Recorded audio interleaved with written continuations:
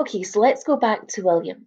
So he has the following problems. He's got to reward those who are loyal to him. So the people who've been faithful to him, who fought for him in the Battle of Hastings, he has to give them something so that they stay loyal to him, so that they don't betray him, they don't fight against him.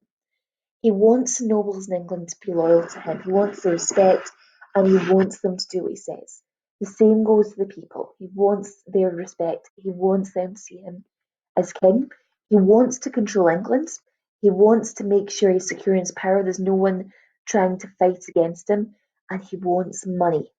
Now, the idea he comes up with to get all these things is the feudal system. So this is his way of organising the country. It means to give lands in return for services. So his idea is he is going to have sort of five parts to this. Now, I'm going to give you a simpler diagram here.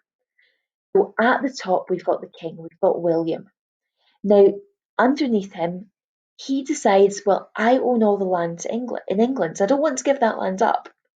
But I could lend it to people. To lend something is to let them borrow it, and they might have to give it back at some point. So he lends land to his barons. Now, most of his barons are people who fought for him in the Battle of Hastings. Okay? They're sometimes called lords, but they're basically or sometimes they'll be called dukes, earls. They're basically wealthy people. So, as reward for fighting for him, he gives them little bits of land. Okay, now this is the idea. So he gives them bits of land. Now the barons can't do all the work themselves. So they lend land to the knights. Now, the knights are very well trained soldiers. Okay. And then the knights sort of think about this and think, well, okay, we've got all this land, all this farmland. We're not going to farm it ourselves. So they lend land to the peasants, or sometimes called the villeins. And this way, everyone in the country has some land. But how does this keep the king safe? Well, how does this get him what he wants?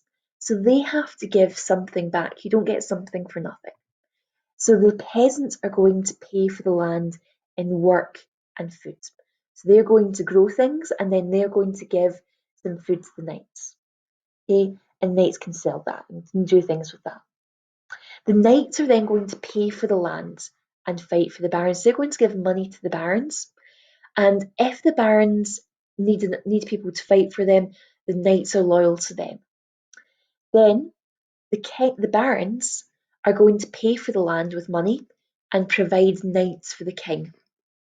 So if the king wants to start a war and he needs an army, he'll turn to his barons and say, right, I need an army. So they'll say to the knights, right, we've given you this land, now you're going to give us something back, you're going to come fight for us.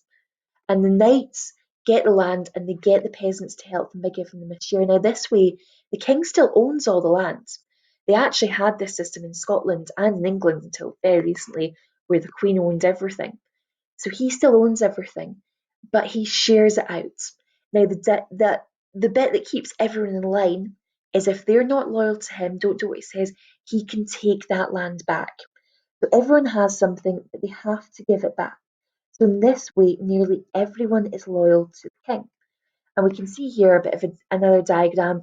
We've got the king giving land, who then give land, and then back we get farming, fighting, knights. And this is what they give. And we can see here, your barons aren't always just barons, sometimes called lords, earls, bishops were given land. So they're important people in the church. And so were abbots who were in charge of monasteries. We'll look at abbots later in the units.